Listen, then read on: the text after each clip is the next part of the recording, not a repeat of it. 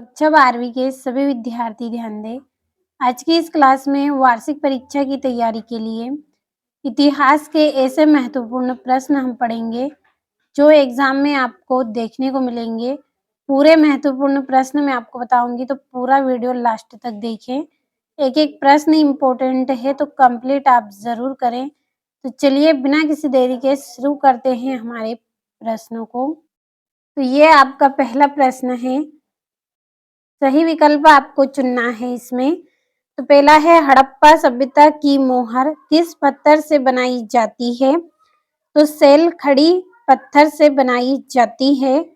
दूसरा है, प्रसिद्ध प्रयाग प्रास्ती की रचना किसने की थी? हरिसेन ने प्रयाग प्रास्ती की रचना की थी।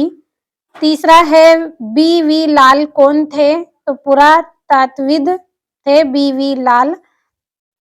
चौथा है, सुत्त पिटक किस धर्म का ग्रंथ है? तो सुत्त पिटक किस धर्म का ग्रंथ है? बौद्ध धर्म का ग्रंथ है। पांचवा है, एक आरंभिक विश्व यात्री किसे कहा गया है? इन बबूता को एक आरंभिक विश्व यात्री कहा गया है। और अगला है, बंगाल में स्तंमारी बंदोबस्त व्यवस्था लागू हुई तो 1793 ईस्वी में लागू हुई। और ये यहाँ से इंग्लिश मीडियम वाले बच्चों के लिए हैं, तो सभी पर टिक कर दिए हैं। कंप्लीट अच्छे से आप कर ले इनको। अब चलिए बढ़ते हैं हमारे अगले प्रश्न की ओर। तो आपका अगला जो प्रश्न है, रिक्त स्थान की पूर्ति कीजिए। पहला है, हम्पी साम्राज्य की राजधानी डेड्डेस थी, तो विजयनगर इसका आंसर रहेगा। दूसरा है, सूपा विद्रोह की शुरुआत डेड्डेस में हुई थी। 1875 में सूपा विद्रोह की शुरुआत हुई थी। तीसरा है, संस्थाल विद्रोह का नेता डेड्डेस था, तो सिंधु माझी संस्थाल विद्रोह का नेता था। चौथा है, सहायक संधि डेड्डेस ने लागू की थी, तो लॉर्ड वेलिजली ने सहायक संधि लागू की थी। पांचवा है, खेड़ा किसान आंदोलन का नेतृत्व डेड्डेस ने किया था। महात्मा गांधी और वल्लभ भाई पटेल ने खेड़ा किसान आंदोलन का नेतृत्व किया। छठा है, 13 दिसंबर 1946 को संविधान सभा के समक्ष डेड्डेस ने उद्देश्य प्रस्ताव प्रस्तुत किया था, तो जवाहरलाल नेहरू ने इनके सामने एक प्रस्ताव प्रस्तुत किया था। तो ये हो गए हैं आपके पूरे रिक्त स्थान। और इंग्लिश मीडियम वाले बच्चे आप ट्रांसलेट कर लीजिए, समय कम था इसलिए नहीं आपके आंसरों को भरा है, आप भर लीजिए सभी को। और अगला प्रश्न सत्य सत्य लिखिए। तो चलिए समझ लेते हैं इनको भी। लिखिए, पहला है, मोहनजोदड़ो एक नियोजित शहरी केंद्र था, तो इसका आंसर रहेगा सत्य। अगला है, मौर्य साम्राज्य में उज्जैनी एक महत्वपूर्ण राजनीतिक केंद्र था, तो ये भी सत्य है। और बाह्य विवाह गोत्र से बाहर विवाह करने की प्रथा को कहते हैं, तो ये भी सत्य रहेगा। और महात्मा बुद्ध को सरनाथ में ज्ञान प्राप्त हुआ, तो ये क्या रहेगा आपका? चौथा सत्य रहेगा। पांचवा, अल बिरूनी ने संस्कृत को एक विशाल पहुंच वाली भाषा कहा था, तो ये सत्य है। और वैष्णव भजनों के संकलन को तौरम कहते थे, तो ये असत्य है। और यहाँ से हम टिक करेंगे, तो पहला सत्य, दूसरा सत्य, तीसरा सत्य, चौथा सत्य, पांचवा सत्य, और आपका जो छठा है वो असत्य रहेगा। अगला आपका जो प्रश्न है, सही जोड़ी आपको बनानी है। पहली जोड़ी है कुंवर सिंह, तो कुंवर सिंह की जोड़ी रहेगी आपकी आरा। क्या रहेगी? आरा।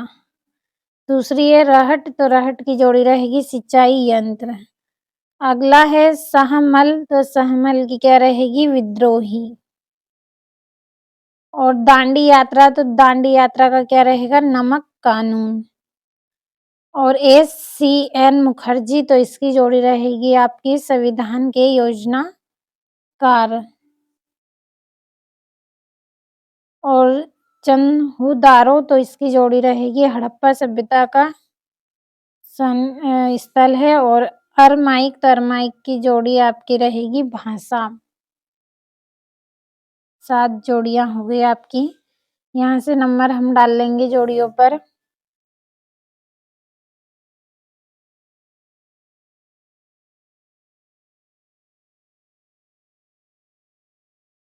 और ये वाली पहली। अगला आपका प्रश्न है, एक वाक्य में उत्तर लिखिए। पहला, किस राजवंश को उनके मातृ नाम से संबोधित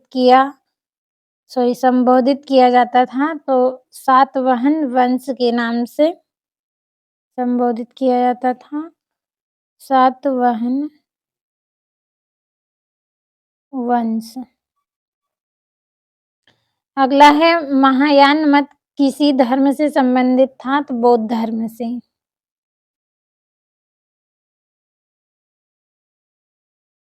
अगला है, मुगल काल में हासिल किसे कहा जाता था? तो राजस्व से प्राप्त वसूली को हासिल कहते थे। तो इसका आंसर हम जल्दी से लिख लेंगे, राजस्व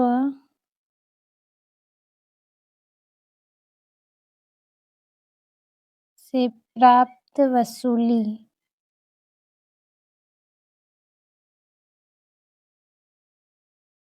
को हासिल कहते थे।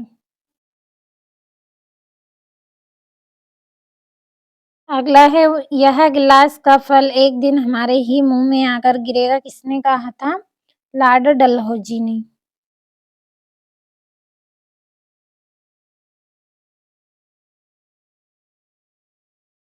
लॉर्ड डलहौजी ने कहा था। 5वां है, गांधी जी ने किस गोलमेज सम्मेलन में भाग लिया था? तो इन्होंने दूसरे गोल्ड मेज सम्मेलन में भाग लिया था।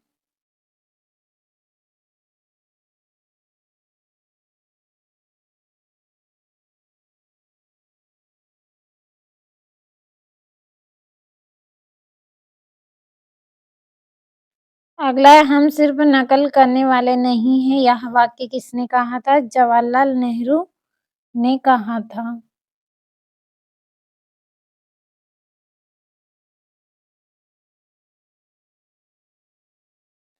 अगला है, महात्मा गांधी दक्षिण अफ्रीका से भारत कब लौटे थे? 9 जनवरी 1915। 9